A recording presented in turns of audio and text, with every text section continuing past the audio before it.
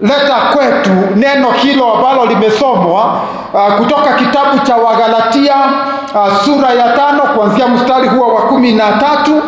Na ninapolileta neno hili, ningetaka tu kutusihi sisi kama Wakristo na sisi ambao tunasema tunamjua Mungu, ya kwamba maisha yetu ni lazima yawe maisha tofauti. Watu wanapotazama wakaone kwa kweli maisha yetu ni dhahiri ya yale ambayo tunayoyasema. Ni kweli ya kwamba tunamjua Mungu na Mungu aliye wa kweli, maana maisha yetu ni tofauti sana. Na ningependa kulileta hili neno ambayo kwa Kiingereza ni hiyo marks of a man who know the true God, ama ni alama zinazomuonyesha mtu ambaye anamjua Mungu wa kweli. Ni alama ni mambo ambayo yanamuonyesha mtu anayemjua na kumfahamu Mungu wa kweli. Katika kitabu hiki cha Wagalatia, zote tunaelewa ya kwamba kiliandikwa na mtumishi wa Mungu Pauli. Na Pauli alikuwa anawaandikia watu kanisa hili, watu waliokuwa wameokoka na walikuwa kwenye kanisa hili la Wagalatia, na aliwaandikia kwa sababu lilikuwa kanisa limechanganyikiwa kiasi. Hawa waumini walimwamini Kristo, lakini baadaye kukaweza kuingia watu waliokuja kufunza mambo tofauti, ya kwamba hata kama wanamwamini Kristo wanapaswa pia kutii sheria.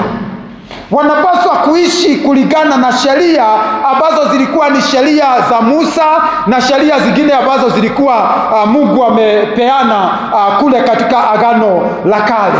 Na moja wapo walikuwa wanasurutishwa ya kwamba ni lazima watahiri na ili wawe wa Kristo kikamilifu. Na Pauli anawaandikia kuwaambia ya kwamba ikiwa mtakubali kutii sheria moja ya kutahiriwa, basi lazima mtii sheria zote.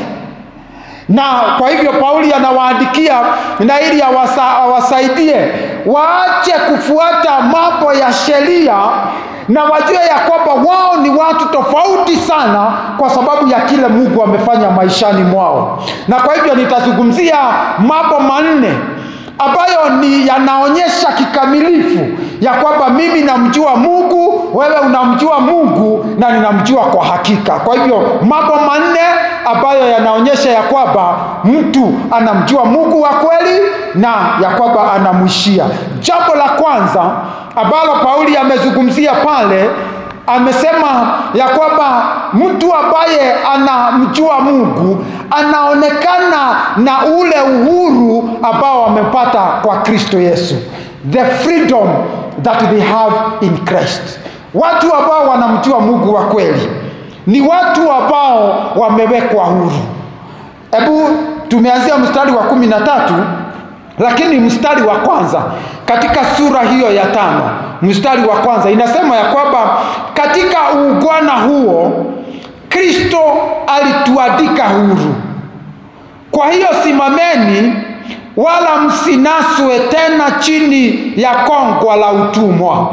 Gikuyu kiroiga atiriri, this is chapter 5 verse 1. Iroiga atiriri, nikuohora Kristo atuohorire niguo tuikarage tutari ngombo.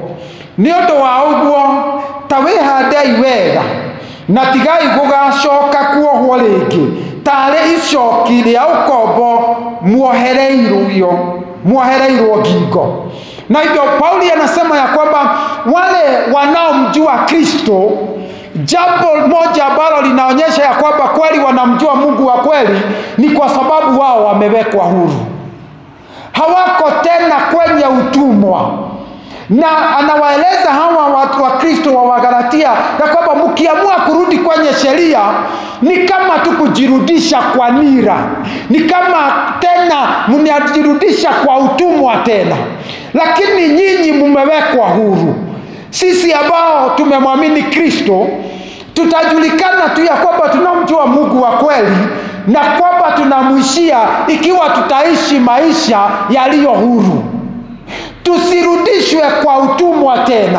Na kuna mambo mengi ambayo yako katika siku hizi yanarudisha watu kwa utumwa, na leo tuko kwenye wakati ambapo hata wale ambao ni wa utamaduni wameanza kuamka na kutueleza ya kwamba kuna mambo ya utamaduni lazima turudi kwake. Na kama sisi, na by the way, Wakristo wengi wameanza kutoka kwa Ukristo na kurudi kwa utamaduni, kwa sababu tunaamini na tunaelezwa ya kwamba mambo mengine yanayotufuata ni lazima tukabiliane nayo kupitia kwa utamaduni. Hivyo tunaelezwa lazima tuanze kutoa dhabihu zingine, lazima tuende kwa makaburi ya kina babu zetu na babu za babu zetu, na ili tuanze kutoa kafara pale, na ili tuweze kutoka kwenye utumwa. Lakini niwaeleze Wakristo wenzangu, sisi ambao tumemwamini Kristo tumewekwa huru na tuko huru kabisa. Hatupaswi kurudi kwa utamaduni na ili tukakombolewe kwa mambo mengine yanayo pengine tufuata.